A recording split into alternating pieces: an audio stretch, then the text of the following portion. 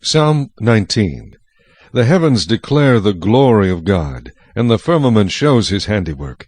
Day unto day utters speech, and night unto night reveals knowledge. There is no speech nor language where their voice is not heard. Their line has gone out through all the earth, and their words to the end of the world. In them he has set a tabernacle for the sun, which is like a bridegroom coming out of his chamber, and rejoices like a strong man to run its race.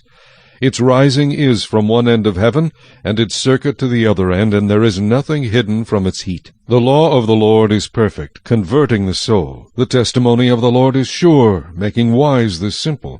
The statutes of the Lord are right, rejoicing the heart. The commandment of the Lord is pure, enlightening the eyes.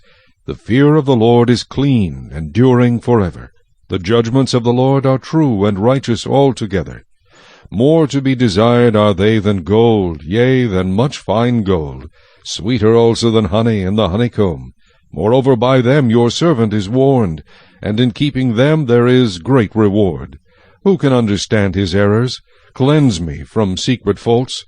Keep back your servant also from presumptuous sins. Let them not have dominion over me. Then I shall be blameless, and I shall be innocent of great transgression. Let the words of my mouth and the meditation of my heart be acceptable in your sight, O Lord, my strength and my Redeemer. God gave us 2 books that help us discover who He is and what He is like. The first book came from God's fingers, the second book came from His lips. David wanted us to appreciate both volumes. The first book is the book of creation. The heavens declare the glory of God. The second book is the Bible, the book of Scripture. The law of the Lord is perfect. David loved the created world. He grew up caring for his father's sheep, living on the land, sleeping under the stars. As David watched the sunrise or looked at a comet streaking across the night sky, he saw the glory, majesty, and power of the one who brought it all into existence. The first 6 verses of Psalm 19 point to the heavens as the silent evidence of God's existence and creative power.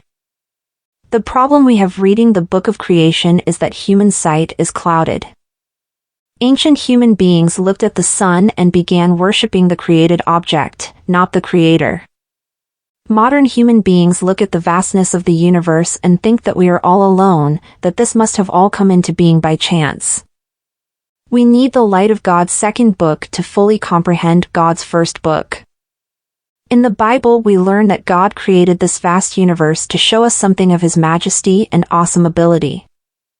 The heavens are not meant to make us feel alone, but to remind us of how great our God is. David loved the natural world, but he loved Scripture more.